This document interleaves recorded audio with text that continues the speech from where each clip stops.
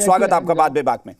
पप्पू जी, पहला सवाल तो मेरा ये कि अब लोगों के मन में ये सवाल उठने लगा है कि आपने 2 अप्रैल को नामांकन की बात की, उसको बढ़ाकर आपने 4 अप्रैल कर दिया। अब लोग कह रहे हैं कि पप्पू यादव सच में चुनाव लड़ना चाहते हैं या सिर्फ एक दो दिन आगे बढ़ा रहे हैं इस उम्मीद में कि पार्टी फैसला करे और पार्टी कह देगी कि नहीं भाई, हम तो गठबंधन के तहत चल रहे हैं, मत लड़िए चुनाव।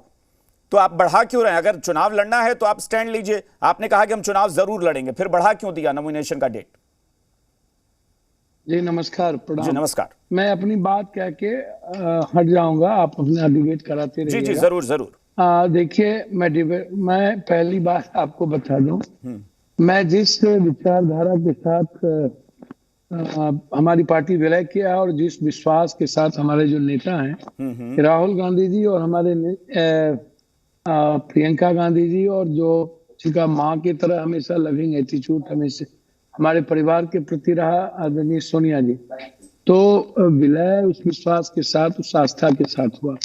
एक तरफ जहां मेरा बिल्कुल गोदी में बचपना बीता पूर्णिया में, जहां 83 से मुख्य अभी से लेके अभी तक 4 बार MP, 2 बार पूर्णिया मधेपुरा, 6 बार फिर MLA, और लोगों ने हर परिस्थिति में पूर्णिया में माँ और बेटे की तरह रिश्ता रखा। दुनिया ने हमको छोड़ी, पूर्णिया ने नहीं छोड़ा जी। मधेपुरा में जात पात हुआ, मेरे साथ बैकवर्ड फॉरवर्ड नहीं हुआ, गरीब लोग हमारे साथ रहे। लेकिन यादवों में लालू यादव और पप्पू यादव का बाइफरकेशन बड़ा बुरी तरीके से वहां होता है। तो मुझे MP में महसूस होने का मौका मिला और मुझे लगा कि मधेपुरा इस तरीके से एक सच्चे इंसान के साथ जो बिल्कुल सबसे प्यार करता हो और सबके लिए वहाँ जात पात हो, राजनीति की गंदगी मुझे पता नहीं, दलदल का पता नहीं, तो मुझे लगा कि अब ऐसे जगहों पर चलिए, वो मेरा घर है, गांव है। मैडम सुपौल से 2 बार सांसद रही है और पता नहीं सुपौल भी कांग्रेस की सब दिन रही, वो भी ले लिया गया। पूर्णिया आजाद हिंदुस्तान के बाद कांग्रेस ही रहा, कभी दूसरे लोग नहीं लड़े। 20 साल से क्यों नहीं हमारे नेता, जिनको मैं गार्जियन मानता हूँ, विपक्ष के नेता के पहले से लेके आज तक रिश्ता है।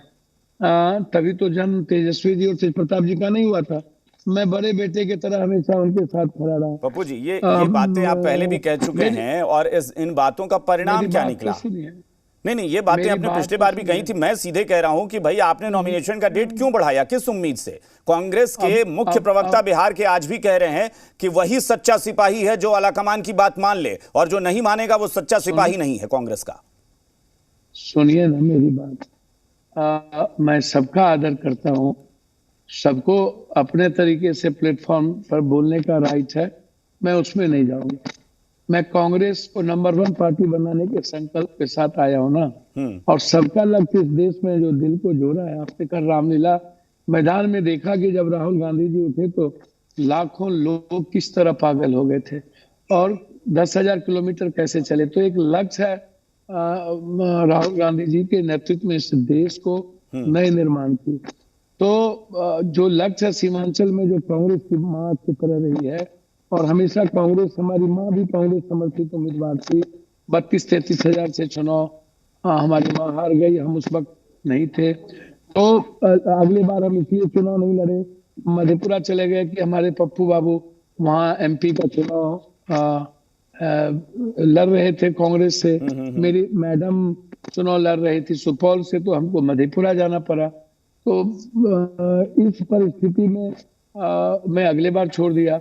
इस बार मेरा पहले से था कि जो घर है, जहां मेरे साथ कभी लोग दिल्ली पटना की राजनीति नहीं करते हैं, हिंदू मुसलमान की राजनीति नहीं करते हैं लोग, मुझको लगता है, जो मैं समझता हूं कि यहाँ पर बेटे की राजनीति होती है। वो जानकारी में पप्पू जी मैं चला भी रहा हूँ कि पूर्णिया से आपने 2 बार निर्दलीय भी चुनाव जीता है। ये बड़ी चीज है कि आप निर्दलीय भी चुनाव वहां जीतने में कामयाब। नहीं, 3 बार। अब जरा मेरी एक बात समझिए पप्पू जी, आपने कुछ बातें कही आज आपने जो बातें कही, पहला सवाल मेरा ये कि आपने जो कहा कि कुछ लोग जो मेरे पीठ में खंजर भोंक रहे हैं ये ठीक नहीं है बिना कसूर के, ये किसकी तरफ इशारा है? कौन खंजर भोंक रहा है आपकी पीठ में? अच्छा, एक बात बताइए, मेरा क्या लेना देना? मैं यही बात तो कह रहा हूं ना, अगले बार आप क्यों नहीं लड़ाए? उसके पहले क्यों नहीं लड़ाए? उसके पहले क्यों नहीं लड़ाए? जब मेरी मां लड़ रही थी तो 20,000 वोट भी आप नहीं लाए। एक बार आप 28,000 वोट लाए सीपीएम को देकर के। आप कभी नहीं चुनाव जीतते हैं।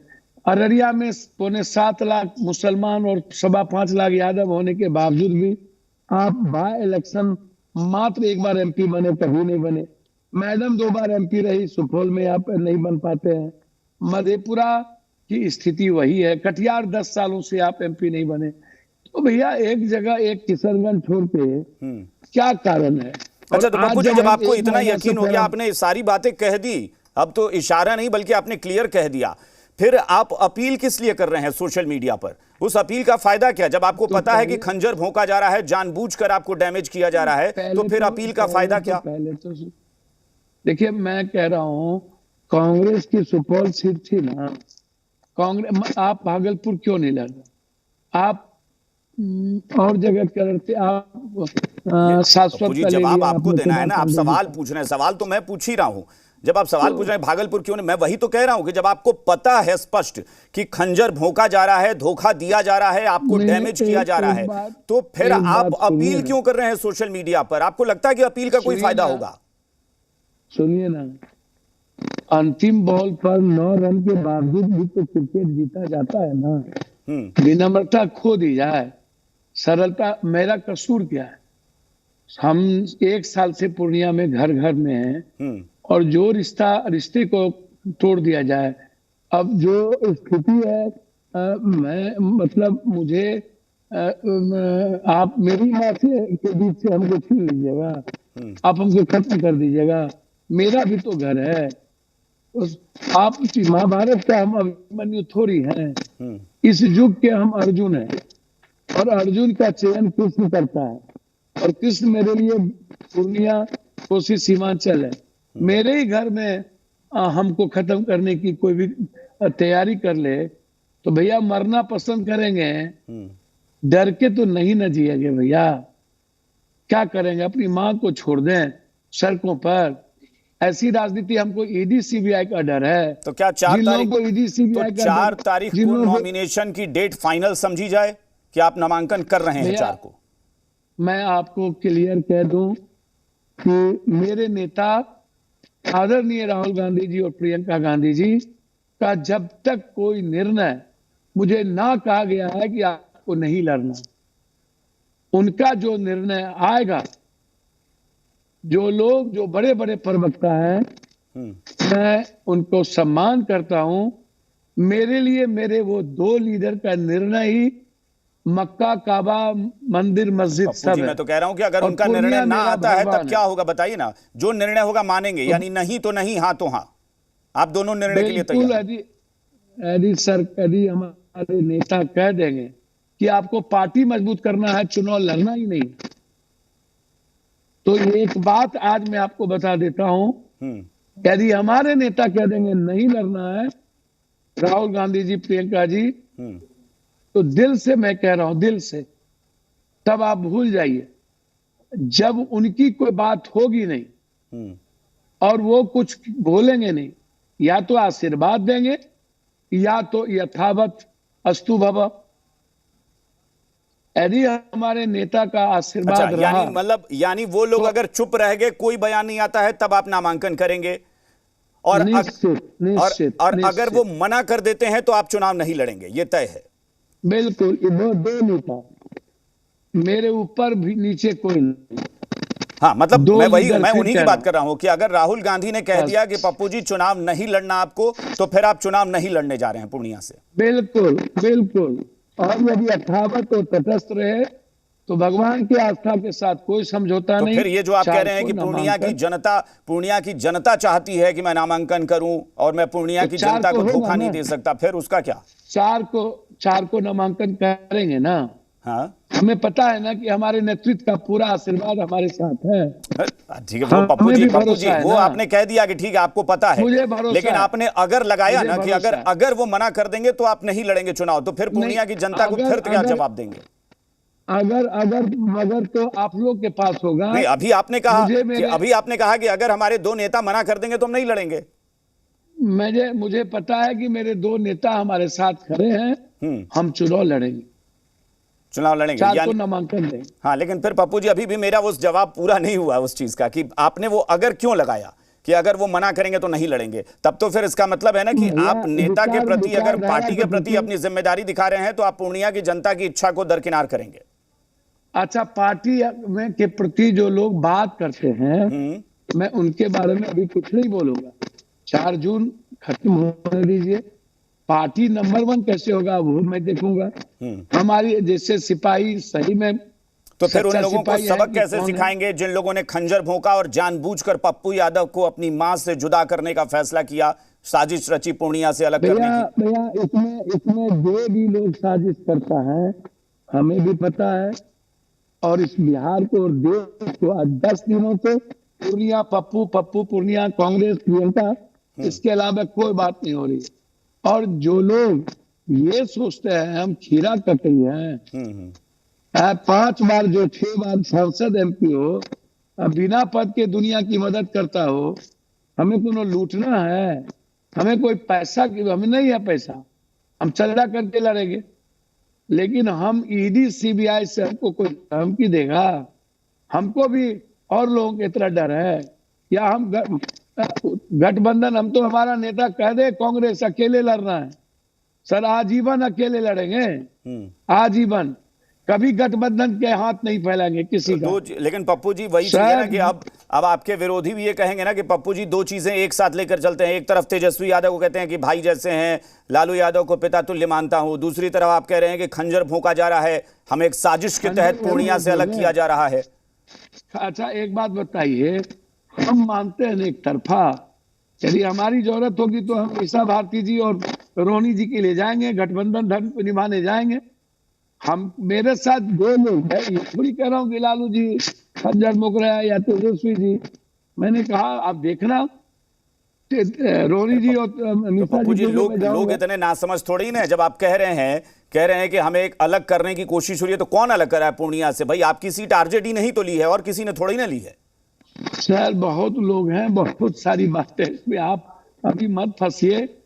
किसने मांगा, मैं नहीं फंसूंगा, ये मुझे, अगर आप अपनी पार्टी को बोल रहे हैं तो उसका इशारा भी मैं समझ सकता हूं कि बिहार कांग्रेस में क्या चल रहा है, ये भी पता है। भैया मैंने कहा किसने मांगा, किसने नहीं मांगा, कौन क्या कर रहा है, अभी उसमें मत जाइए।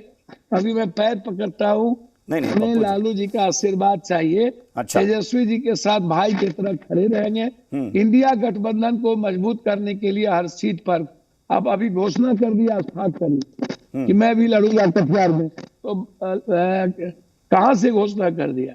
लालू जी के नजदीक है ना, तो घोषणा कर दिया अभी कि मैं अच्छा, भी लड़ूंगा। एक बयान आया है बीमा भारती जी का, उन्होंने कहा है, आज RJD प्रदेश अध्यक्ष से मिली है और बाहर निकलकर उन्होंने कहा कि दरअसल मैं आशीर्वाद लेने आई थी और पप्पू जी भी मुझे आशीर्वाद देंगे और मेरे नॉमिनेशन में आएंगे पप्पू जी।